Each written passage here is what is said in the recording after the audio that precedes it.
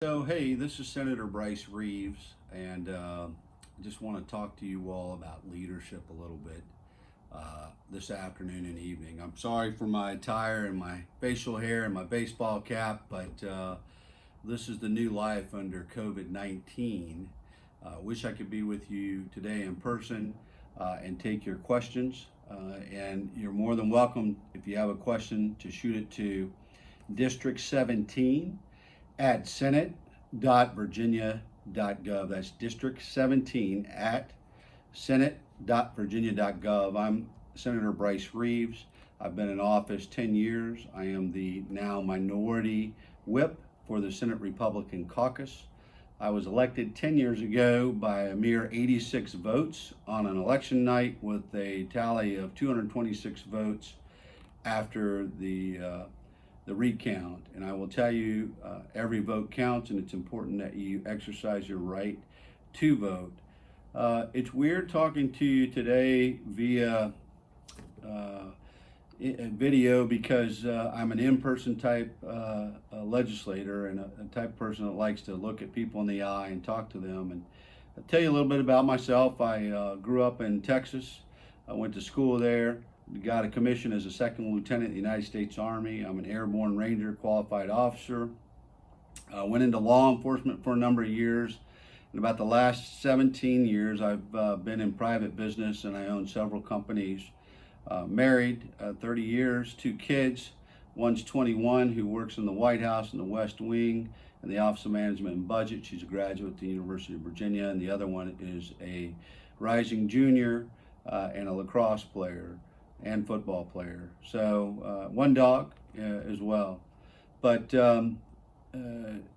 life in the Senate today is much different than it was even a year ago. And part of that is because of political philosophies of the ruling party at this point. And you can see a lot of divide in not only our state, but our country as a whole, where political partisanship has gone to each extreme. If you look at that and stay attuned to what the political environment is today.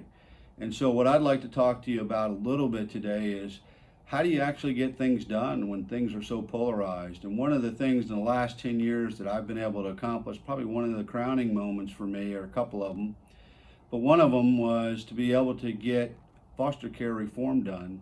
As the previous chairman of the General Assembly Rehabilitation and Social Services Committee, as chairman of that committee, what I found was we had a huge problem with foster care, and we were number one in the country. It's nice to be number one, but not in this situation where we had children aging out of foster care. In other words, they went from infancy to age 18, all the way through, never landing in a home, a permanent home with a mom and a dad.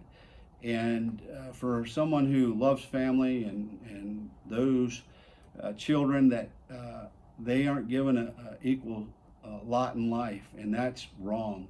And we have a responsibility, a moral obligation, those of us in leadership, to take action and try to help those kids become great citizens and productive citizens as they move forward. And so we got that done the last 2 years in a bipartisan way. We got actually 100% of all General Assembly members on board on that legislation, and plenty of funding to help see that thing go through. And, you know, there's been some other monumental bipartisan legislations that we've worked on. And part of the reason that we get that done is because I try to focus on issues that matter to the people that I represent. I don't always find agreement with a lot of my constituents, but most of the time I try to find middle ground, and that's hard to do in such a razor-sharp political environment. But I think if you stay focused on issues and put politics aside, and you don't call people names, and you don't shout them out, and you really try to find those core values that people believe in and that they are instilled in them, and then it's a personal relationship, and that's how we conduct business. I am also one of the chairmen of the Military and Veterans Caucus, something that's near and dear to me as someone who's worn the cloth of the country to work on for our veterans. And Virginia is known as one of the most veterans and active duty friendly states in the country. We have 30 military installations here, so part of our ability to survive the ups and downs of the economy are because we have so many government agencies within the Commonwealth, but especially our military and military spending. So one of those duties that I have is to make sure that we take care of our both active force and our reserve force, our veterans, and especially our National Guard, as their mission set is very complicated. So the way I got into the Senate was by accident. I had built a commercial building, wasn't real happy with how local government treated me, and I thought things need to change. And I got to start putting my money where my mouth is, and I ran for local office, and I lost my very first election. But it motivated me to get an education in politics. I applied to the Sorensen Institute at the University of Virginia, was accepted and elected as my class president upon graduation. But it taught me about both sides of the aisle and how to accomplish things. Furthered my education at Harvard with regard to understanding what it is to be a senator and a politician in today's atmosphere, and how do you remain as a statesman, and those fundamental elements on looking at solution problems or finding solutions to problems. And I think one of the traits that I have is the ability to analyze complex problems and find optimum solutions. And I think that's what we need in this country today, are problem solvers, not grenade throwers, but problem solvers that can find real issues, because most people today are 30 days from the street.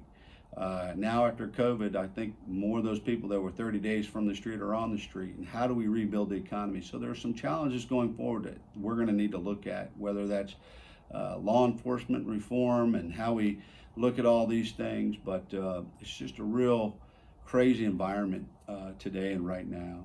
But I want to encourage you, those of you that are watching this, to get involved, because it's easy to sit on the sideline, but it's very difficult to get involved. And one of my favorite quotes is from President Roosevelt, and it said, "It's not the critic who counts. The credit belongs to the man or the woman who's actually in the arena, whose face is marred by the dust, sweat, and blood, who strives valiantly, who at worst, if they fail while daring greatly, so that his place shall never be with those cold and timid souls who know neither victory nor defeat." So if you're not happy with what's going on in this country today, or even in the world, don't sit on the sidelines. As a high school football coach, you got to get in the game, and you got to step up, and you got to get an education, and you got to keep yourself mentally and physically fit, and you've got to do the things that make you a great leader. And in order to be a great leader, you've got to be a good follower. And not everybody starts off at the top of the job, skill set, and those sort of things. But with an education, you can go a long way. And I'll leave you with this. I grew up in a blue-collar house. My dad never had a real formal education. My mom was somewhat educated, but she always made us believe this, that education is not only for earning a living, but for learning to live, to serve, and more importantly, to lead. And so I've tried to take that into my life and what I've done as a senator in the Commonwealth, and apply that across the board. So get an education, not just to earn a lot of money, but to help lead your fellow Virginians into the next century. Thank you guys for watching. Again, if you need to get a hold of me, I'm on Facebook. I have a website, brycereeves.com. I'm also on Twitter as ReevesVA. So we ask that you follow us, like us on our political page. We could sure appreciate that, and we put a lot of information out there. And then again, our email is district17@senate.virginia.gov. Be safe, be well, and be blessed. Thank you.